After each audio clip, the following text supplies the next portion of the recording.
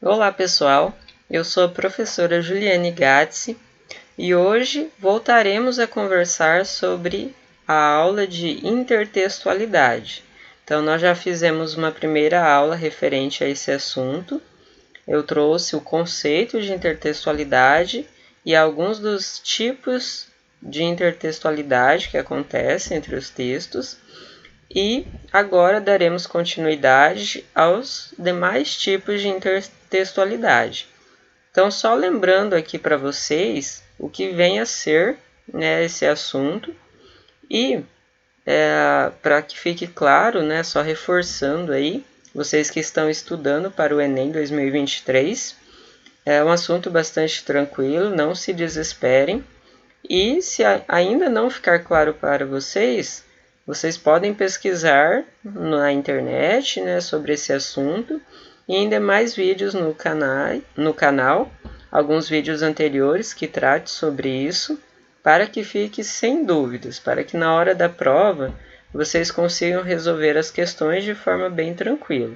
Mas uma dica que eu dou é não só sobre esse assunto, sobre todos os assuntos, leiam com atenção e não leiam apenas uma vez, mas leiam 2 ou 3 para que vocês consigam internalizar bem o que a questão pede.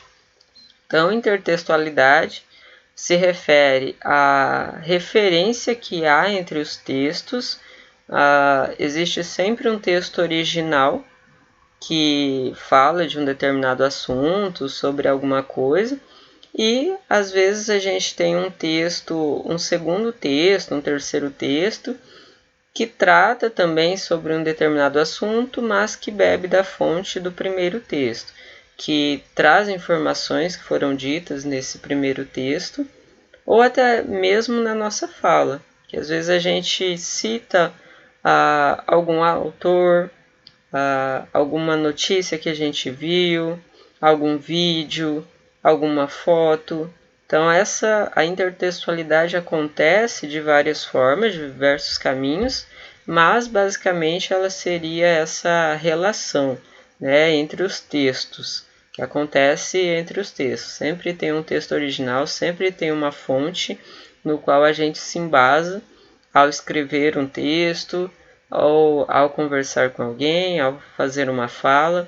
Nunca essa fala é de nós mesmos, né? Ou esse texto que a gente escreve. Sempre tem uma fonte, tem uma fala original por trás. Então, o que a gente fala é sempre embasado nos outros. Nunca é pronto, nunca é algo novo. É sempre algo vindo de uma referência anterior.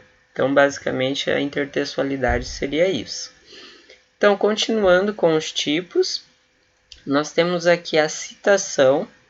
O termo citação deriva do latim citare e significa convocar. Nesse caso, utilizam-se as próprias palavras de um texto-fonte, referido através de aspas e itálico, já que se trata da enunciação de outro autor. Do contrário, se a citação não apresentar a fonte, ela é considerada plágio. Então, prestem bem atenção com referência à citação. É muito utilizado em textos científicos também, quando a gente está fazendo um trabalho para a escola, para a faculdade, a gente utiliza muito a citação, porque ela ajuda a trazer uma veracidade ao nosso texto, traz a fala de algum autor, algo que a gente quer que dê um tom ali mais crítico no nosso texto, que mostre que a gente realmente pesquisou para falar daquele assunto e pegou autores que tratam, né, do mesmo assunto e mostra o posicionamento deles, a fala deles. Então a citação tem que ser feita de forma correta. Tem toda uma dinâmica ali no texto para você usar a citação.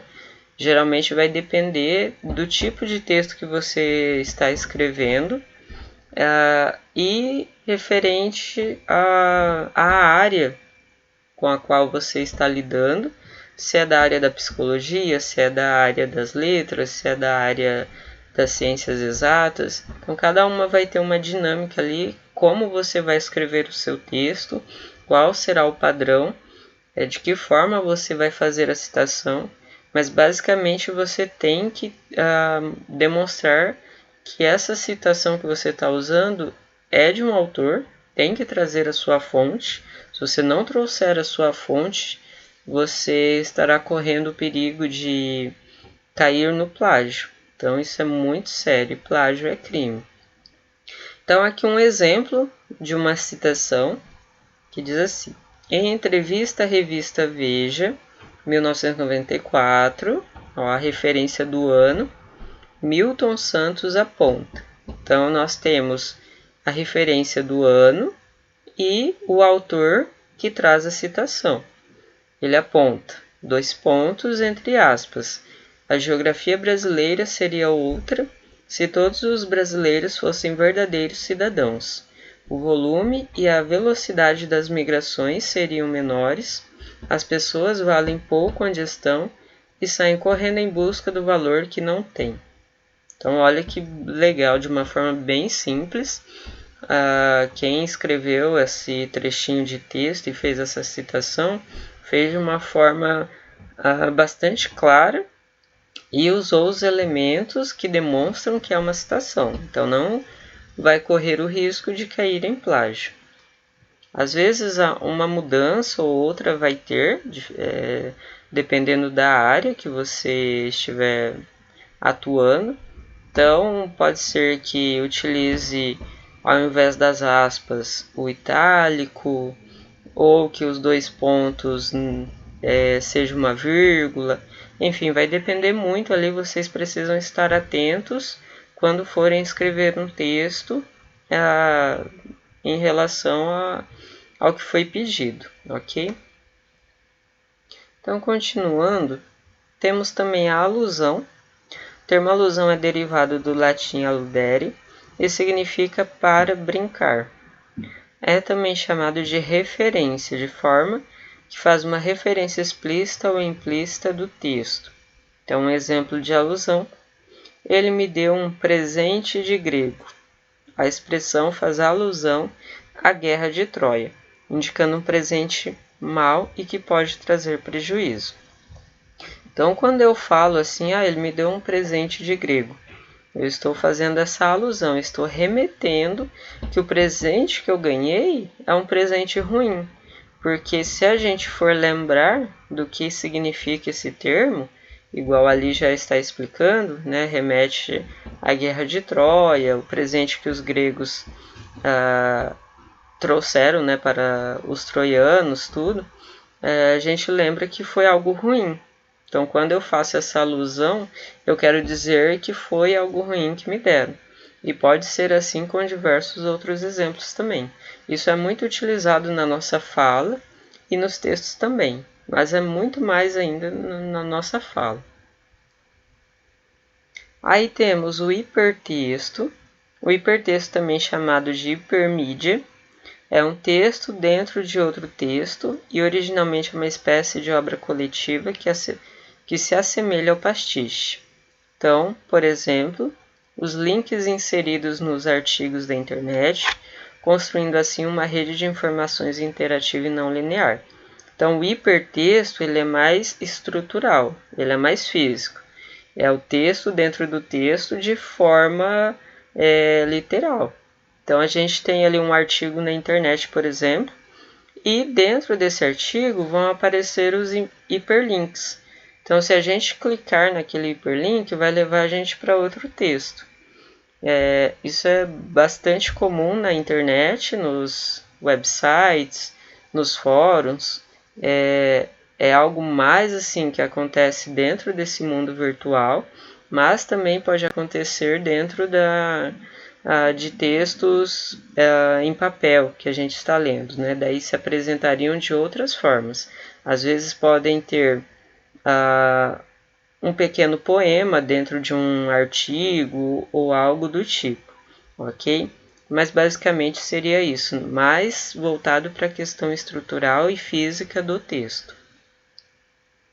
Aí nós temos o pastiche, que ele é diferente da paródia, porque o pastiche artístico e literário trata-se da imitação de um estilo ou gênero, e normalmente não apresenta um teor crítico ou satírico.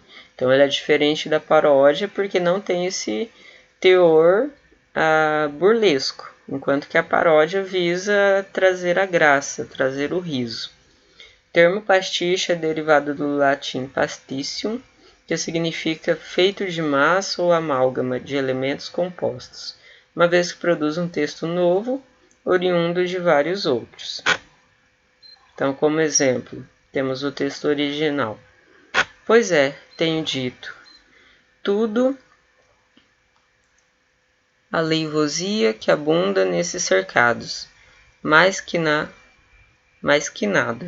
Foi assim mesmo, eu juro. Compadre Quenhenhen não me deixa mentir, e mesmo que deixasse, eu mentia. Lorotas, porra louca no juízo dos povos além das gerais. Menina, mágoa, loura, deu? Não deu? Então, um texto assim bastante característico, uma obra de Guimarães Rosa, essa escrita bem controversa, de uma forma bastante difícil até da gente ler, até tive que me aproximar aqui para ler, mas é uma forma de escrita característica desse autor. Então, se vocês pegarem alguns textos, por exemplo, o Grande Sertão Veredas, como está aqui, ou até mesmo alguns contos desse autor, vão ver que a linguagem dele é bastante truncada, é uma linguagem que exige um pouco mais da nossa leitura. Então, quando forem ler, forem se deparar com um texto desse autor, tenham bastante calma, leiam, releiam, porque se vocês não entenderem na primeira, é assim mesmo. E nós temos o texto com pastiche, que é de Carlos Heitor Cone. Compadre Quenhenhen é que sabia, sabença geral e nunca contenda. Por quem? Desculpe o arroto, mas tô de arotagia, que o doutor não cuidou no devido. Mágoa loura, era a Virgem mais pulcra das Gerais, como a Santa Mãe de Deus, Senhora dos Rosários, roguei por nós. Então é bem truncada também a leitura aqui, mas a gente percebe essa referência ao primeiro texto, ao texto de Guimarães. Então ele ainda utiliza alguns dos termos mais rebuscados, mas a gente percebe a mudança que aconteceu. Então essa forma, o pastiche, ele visa isso, né? A trazer o texto, fazer essa referência, mantendo ali o padrão do texto original, e ainda mantendo também esse âmago original do primeiro texto, ok? Aí nós temos também a tradução. O termo tradução deriva do latim traducere e significa converter, mudar, transferir, guiar, de forma que transforma um texto de uma língua em outra, fazendo uma espécie de recriação do texto-fonte. Então, exemplo, texto original, ai que endurecer-se, pero sem perder la ternura jamais, né, de Che Guevara. E o texto traduzido, é preciso ser duro, mas nunca sem perder a ternura. Então a tradução é bem simples, vocês já devem ter se deparado com ela, até mesmo nas redes sociais, às vezes acontece de vir um anúncio ou vir um post de algum outro país e vocês pedirem para traduzir, ou até mesmo em sites, quando a gente entra em algum artigo, alguma coisa, até sites de loja que são de outros países, e quando a gente pede para traduzir no site mesmo, ele faz essa mudança de língua. Então a tradução seria essa diferença, mudança da língua. Que isso é bem... não tem muito o que falar porque isso é conteúdo dado.